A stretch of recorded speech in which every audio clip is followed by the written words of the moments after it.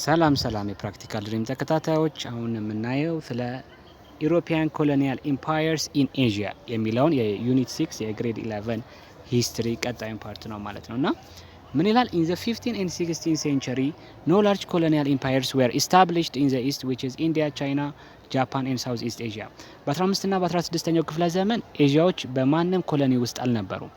they were too strong to be conquered ለማንም ለመያዝ አስቸጋሪ የነበሩበት ወይም ደግሞ ከዩሮፒያኖቹ አንፃር ሲታዩ በዛ ወቅት የተሻለ ቦታ ላይ ነበሩ። so Europeans first the Portuguese and then the Dutch and English French came to trade ስለዚህ ዩሮፒያኖች በመጀመሪያ ወደ ኤዥያ ሲመጡ ለንግድ ነበር የመጡት። they established a trading post called factories የሚባሉ የንግድ ቦታዎችን ያቋቁሙ ጀመር። እነዚህ ፋክተሪዎች ለየት የሚያደርጋቸው በኢንዱስትሪያል ሪቮሉሽን እንደምናውቀው የማምረቻ ፋብሪካ ሳይሆን እነዚህ ፋክተሪዎች ምንድናቸው? እቃ ስቶር ለማድረግ ብቻ ናቸው። were placed to store and exchange goods in eastern trade ከኤዥያዎች ጋር ለሚያደርጉት ንግድ እቃ ለማከማቻ የሚከፍቷቸው ድርጅቶች ነበሩ ማለት ነው። so ምን ይላል? until the industrial revolution there was not much which Europeans produced that Asian customers wanted to buy እስከ ኢንዱስትሪያል ሪቮሉሽን ተጀምሮ ኢሮፒያኖች ብዙ ነገሮችን በፋብሪካቸው ማምረት እስከሚጀምሩበት ጊዜ ድረስ ኢሮፒያኖች ብዙ ነገር አልነበራቸውም። ኢንፋክት ኤዥያዎች ከኢሮፒያኖች የሚፈልጉት ምንም ነገር አልነበረም። ኢሮፒያኖች ግን ከኤዥያዎች የሚፈልጓቸው ብዙ ነገሮች ነበሩ። ለምሳሌ ስፓይስስ ወይም ቅመማ ቅመሞች፣ ኮተን ጉድስ የጥጥ ምርቶችን፣ ሲልክ የሐር ምርት እንዲሁም ደግሞ የቻይናን ቲን ራሱ ኢሮፒያኖች ከኤዥያ ነበር የሚገዙት ማለት ነውና ይህንን ለመግዛት ደግሞ የሚጠቀሙት ጎልድ ኤንድ ሲልቨር ነበር ማለት ነው። ሶ ምን ይላል? Portugal was more interested in developing a network of profitable trading posts in Africa and Asia than colonizing the New World. ፖርቹጋሎች እንዳወራ ነው በ15ኛው ክፍለ ዘመን በኤክስፕሎሬሽን አንደኛ ነበሩና እነሱ ደግሞ ሞር ኢንተረስታቸው ፕሮፊታብል የሆነ ሪሌሽንሺፕ ከአፍሪካኖች ጋር መመስረት ነው። ኮሎናይዝ በማድረግ ብዙም ኢንተረስትድ አልነበሩም ማለት ነውና ምንድነው የሚለው? The Portuguese established trading posts in Asia during the 16th century, controlled most of the profitable Far East trade. አብዛኛውን ወሳኝ የሚባለውን የፋር ኢስት ትሬድ ፖርቹጋሎች በ16ኛው ክፍለ ዘመን ተቆጣጥረውት ነበር። but in the late 16th century የ16ኛው ሴንቸሪ ማብቂያ ላይ the chief blow to the Portuguese came when this country was annexed by Spain for over 60 years. ግን የ16ኛው ክፍለ ዘመን ማብቂያ ላይ ፖርቹጋሎች በስፔን አኔክስድ ሆኑ። አኔክስድ ማለት by the way ፖርቹጋልና ስፔን በጣም አጠገብ ላጠገብ ነው የሚገኙት። so ስፔኖች ፖርቹጋልን አኔክስ አደረጓት ማለትም ወረሯት። አሁን ላይ ራሺያ ዩክሬንን አኔክስ አደረገቻት እንደሚባለው ማለት ነው። ሶ በዛ ምክንያት ትሬዳቸው ተዳከመ። ነገር ግን still nevertheless the Portuguese managed to keep control of such points as Macau and Goa. እንደ ማኮ እና ጎዋ ያሉትን ወሳኝ የንግድ ቦታዎችን ፖርቹጋሎች ግን ሳያስለቅቁ መቆየት ችለው ነበር ማለት ነው። ከፖርቹጋሎች በኋላ ዳቾች ደግሞ መጣው ኢንዶኔዥያን ለመቆጣጠር ቻሉ። እንዲሁም ደግሞ እንደምናውቀው እንግሊዞች ደግሞ ኢንዲያን መቆጣጠር ቻሉ ማለት ነው። so the British gained strong foothold in India ይላል። ቀጣይ የምናየው መጽሐፋቸው ላይ የተገለጸው ፓርት እንዴት አድርገው እንግሊዞች የህንድን ንግድ ሊቆጣጠሩ እንደቻሉ ነውና ምን ይላል? trading companies were responsible for founding several of the most important British colonies. ብሪቲሾች ኮሎኒያቸውን ወይም ደግሞ ግዛቶቻቸውን የሚያስፋፉት በንግድ ስም ነበረ። ስለዚህ መጀመሪያ የሚያደርጉት ኮሎናይዝ ማድረግ የሚፈልጉት ሀገር ላይ በንግድ ስም ድርጅት ነበር የሚያቋቁሙት። so one of the most famous trading company was the British East Indian Company. በጣም ታዋቂው ወይም ደግሞ ለብሪቲሽ ፌመስ የሚባለው የብሪቲሽ ኢስት ኢንዲያ ካምፓኒ ነው። so በ1608 a representative of this company arrived in India. His purpose was to make arrangement with the local rulers for trading rights. እና በ1608 ብሪቲሽ ኢስት ኢንዲያን ካምፓኒ ወክሎ ህንድ መጣ ማለት ነው። አንድ ግለሰብ ያ ግለሰብ ህንድ የመጣው ብሪቲሽ ኢስት ኢንዲያ ካምፓኒ ይባላል። እዚህ የመጣው ከህንድ ጋር ብሪቴን ንግድ ማድረግ ስለምትፈልግ ንግድ ለማድረግ ነው ብሎ ነው የመጣው።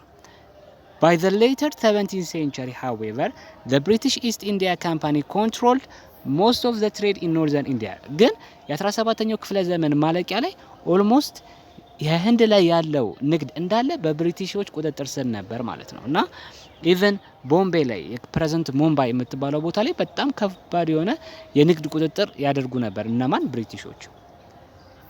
Englishmen began to be disturbed when news reached them that the Frenchmen had opened up a trading center in the part of southern India. እንግሊዞችን ያሸበራቸው ነገር ምንድነው? እንግሊዞች ህንድ ላይ ያለውን ንግድ በራሳቸው ቁጥጥር ስር ማድረግ ይፈልጋሉ። ነገር ግን በሳውዘርን በኩል ፍሬንቾች የራሳቸውን የንግድ ተቋም ማቋቋም ጀመሩ። ይሄ እንግሊዞችን ይረብሻቸው ጀመረ። By 1689 it was clear that England and French would someday fight it out for control of India and its rich trade.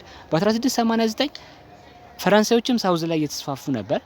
ሳውዝ ኢንዲያ ላይ ንግዳቸውን እያስፋፉ፣ እንግላንዶች ደግሞ ኖርዝ ላይ በጣም ንግዱን ተቆጣጥረውታል። ስለዚህ ሁለቱም በቃ አወቁት። በዚህ ህንድ ላይ ያለውን ንግድ ለመቆጣጠር ሲሉ ጸብ ውስጥ መግባታቸው እንደማይቀር ታወቀ ማለት ነውና ምን ይላል? religious conflict between the Muslim and Hindu also helped to split India apart. ህንድ በዛ ጊዜ ደግሞ በሙስሊምና በሂንዱ መካከል ከፍተኛ የሆነ የሃይማኖት ግጭት ነበረ። ይሄ ደግሞ ሞር ሀገሪቷን ለመከፋፈል ጠቀማቸው ማለት ነው። ለማን? ብሪቲሾችና ፍራንሶች የራሳቸውን ጥቅም ለማስከበር ሲሉ ወቅታዊ ላይ በዛ ወቅት የነበረውን የሃይማኖት ጸብ ተጠቀሙበት ማለት ነውና ምን ይላል? This confused state of affairs made it easier for Europeans to gain control of India rich trade. In the absence of any strong central government, Europeans were able to make deals with the local rulers and obtain position of authority. ስለዚህ በሃይማኖቱ ጸብ ምክንያት ህንድ ስትሮንግ የሆነ ሴንትራል ገቨርንመንት አልነበራትም። በዚህ ምክንያት እንግሊዞችና ፈረንሳዮች ይከፋፍሏት ጀመር ማለት ነው። So by the late 17th century the English and French trading companies had a foothold in India. ህንድ ላይ በጣም ትልቅ ቁጥጥር እያደረጉ ነበር ማለት ነው። So ምንድነው የሚለው? Finally the Frenchman named Dupleix managed to win most of the Raja of the southern India over the French side. ስለዚህ ዱፕሊክስ የሚባለው የፍሬንች ግለሰብ በሳውዝ በኩል ያሉትን የህንድ መሪዎችን አሳመናቸው ለማን እንዲያግዙ? ለፈረንሳይ እንዲያግዙ። በዚህ ጊዜ የእንግሊዝን ይወክል የነበረው ደግሞ ሮበርት ክሊፍ በዚህ ተናዶ እነዚህን ሩለሮች ዲፊት አደረጋቸው። ዲፊት ለማድረግ 300 ኔቲቭ ትሩፕስ ኤንድ 200 እንግሊሽ ትሩፕሶችን ይዞ ነበር። 500 በአጠቃላይ 500 የሆኑ ወታደሮችን ይዞ በፍሬንቾች ይታገዙ የነበሩትን የሳውዝ ኢንዲያን መሪዎችን ህንዳዊ መሪዎችን አሸነፈ። ሮበርት ክሊቭ ማለት ነው። ሶ ክሊቭ ካፕቸርድ ዘ ኢንዲያን ሲቲ ኦፍ አርኮት። አርኮት የምትባለዋን የህንድ ሲቲ ክሊቭ ከሳውዞች መንጠቅ ቻለ ማለት ነውና in spite of effort to retake Arcot, Clive held out for 54 days until the English led force drove off the enemy. እና ክሊቭ አርኮትን ከዛው በፍሬንች ከሚታገዙት የሳውዝ ኢንዲያ መሪዎች ካስለቀቀ በኋላ እነዚህ የሳውዝ ኢንዲያ መሪዎች ስቲል ክሊቭን ከአርኮት ሊያስወጡት ሞክረው ነበር፣ ግን 54 ቀን ሙሉ ሳይሸነፍ ቆየ። መጨረሻ ላይ እሱን የሚያግዙ የእንግሊዝ ፎርሶች መጡ፣ ሞር ማሸነፍ ቻለ ማለት ነው። ቀጣይ ምንድነው የሚያወራው? ኔክስት ሲንስ the 7 years war had begun in Europe, Englishmen in Calcutta improved the defense of this trading post. ከዛ በኋላ the 7 years war ተጀመረ። the 7 years war ማለት በእንግሊዝና በፈረንሳይ መካከል የተደረገ ጦርነት ነው ማለት ነውና ይሄ ጦርነት ልክ ሲጀመር ምንድነው እንግሊዝ ያደረገችው? ህንድ ላይ ያለው የእንግሊዝ ካምፓኒ ኢስት ኢንዲያ ካምፓኒ የሚባለው አይ በቃ ፈረንሳዮች እና የራሳቸው ሀገር ኢንግላንድ ዩሮፕ ላይ እየተዋጉ ስለሆነ ለምንድነው እዚህ ያላቸውን ሚሊተሪ ፎርስ ጨመሩት? ምክንያቱም ሜቢ ፈረንሳይ ህንድ ላይም አታክ አደረገችን ብለው የብሪቲሽ ሚሊተሪያቸውን ጨመሩ። በዚህ ጊዜ this move angered the Indian ruler of the state of Bengal who was friendly to the French. ቤንጋል ላይ የነበረው የህንድ መሪ ይሄ ያናደደው እንግሊዞች የነበራቸውን የሚሊተሪ ፎርስ ሲጨምሩ ሳይ በጣም ተናደደ። እሱ የሚያግዘው ለፍሬንጆች ስለሆነ ምን አደረገ? 50,000 የሚሆኑ ሰዎችን ሰብስቦ ካልኩታ የምትባለዋን ሲቲ ከእንግሊዞች አስወጥቶ ለራሱ ተቆጣጠራት ማለት ነው። በዚህ ጊዜ the angry ነዋብ ማለት መሪ ማለት ነው፣ የህንዶች መሪ። ይሄ መሪ ምን አደረገ? he locked 146 English subjects in a small cell less than 20 feet square. 146 የሚሆኑትን ያገኛቸውን በካልኩታ ላይ ያገኛቸውን የእንግሊዝ መሪዎችን ወይም ደግሞ ሰብጀክቶችን እንግሊዛዊ የሆኑ ሰዎችን በጣም ትንሽዬ በሆነች ቦታ ላይ አጉሮ አሰራቸው ማለት ነው። ሶ በነጋታው ከታሰሩት 146 ሰዎች ውስጥ 123ቶቹ በሶፎኬሽን ወይም ደግሞ በአየር ማጣት ምክንያት ሞቱ። ሶ ያ ቦታ ምን ተብሎ ተጠራ? ብላክ ሆል ኦፍ ካልኩታ ተብሎ ተጠራ። እዚህ ጋር በምስል ለመግለጽ የሞከርኩት እንዴት አድርገው ታፍነው እነዚህ ነጮች ሊሞቱ እንደቻሉ ነው ማለት ነውና when Clive heard this news he led a small army to Calcutta and recaptured the city ልክ ይሄንን ነገር ሲሰማ ክሊፍ መሄዶ ካልኩታን ለማስለቀቅ ቻለ ማለት ነው። in the campaign that followed the Nawab army was 20 times large as Clive ከዛ በኋላ ይሄ ነዋብ የመሪውና የህንድ መሪውና ክሊፍስ ተዋክተዋል። ሲዋጉ ነዋቡ በጣም ብዙ ሚሊታሪ ነበረው ኦልሞስት 20 እጥፍ የሚሆን የክሊፍ ነገር ግን ክሊፍ destroyed the enemy army on the battlefield of Plassey የሚባል ባትል ላይ ክሊፍ የህንዱን ነዋብ አሸንፎ ሞር ህንድ ላይ የእንግሊዝን ተቆጣጣሪነት ሊያረጋግጥ ቻለ ማለት ነው። ሶ ምን አደረገ? by appointing a new nawab Clive was able to rule Bengal for a British East India Company ራሱ የመረጠውን ነዋብ አስቀምጦ ያው ቤንጋልንም ይሄ ብሪቲሽ ኢስት ኢንዲያ ካምፓኒ መቆጣጠር ጀመረ ማለት ነው። ሶ ምን ይላል መጨረሻ ላይ the English control of India was nearly complete at the end of 7 years war ልክ የ7 years war በ1763 ሲጠናቀቅ እንግሊዝ ኦልሞስት ሙሉ በሙሉ መንባር በሚቻል መልኩ የህንድን ንግድ ተቆጣጥረው ነበር ማለት ነው። This control however did not operate directly but was carried by East India Company through local rulers ይሄ ኮንትሮል ግን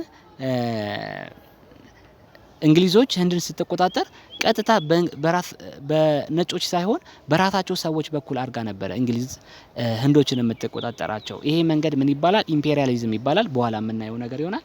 ሶ France kept a few trading posts in India but no forts or armies ፈረንሳይ ስቲል ህንድ ላይ የተወሰኑ የንግድ ቦታዎች ነበሯት ግን አርሚ የማስቀመጥ መብት አልነበራትም ማለት ነው። ሶ ምን ይላል? The East India Company had been formed merely to carry on trade. As a result of Clive's victory, however, it faced the job of ruling far more people in Great Britain. ስለዚህ ይሄ የኢስት ኢንዲያ ካምፓኒ የሚባለው የብሪቲሽ ድርጅት በጀመራ ሲመጣ ለንግድ ነበር የመጣው። በኋላ ግን በሮበርት ክሊቭ የጦርነት ድሎች ምክንያት መጨረሻ ላይ ይሄ ብሪቴን ኢስት ኢንዲያ ካምፓኒ የሚባለው ድርጅት የህንድን ህዝብ ያስተዳድር ነበር። በዛ ጊዜ አስቡት የህንድ ህዝብ ከእንግሊዝ ህዝብ በብዛት ይበልጥ ነበር። ስለዚህ የእንግሊዝ አንድ ድርጅት ህንድ ላይ የሚያስተዳድራቸው ሰዎች አክቹአሊ እንግሊዝ ውስጥ ከሚኖሩ ሰዎች ይበልጡ ሁላ ነበር ማለት ነው። ኤኒዌይ መጽሐፋችሁ ላይ ያለው ፓርት ይሄን ይመስላል። ሶ ቀጣዩን ፓርት ተከታተሉ።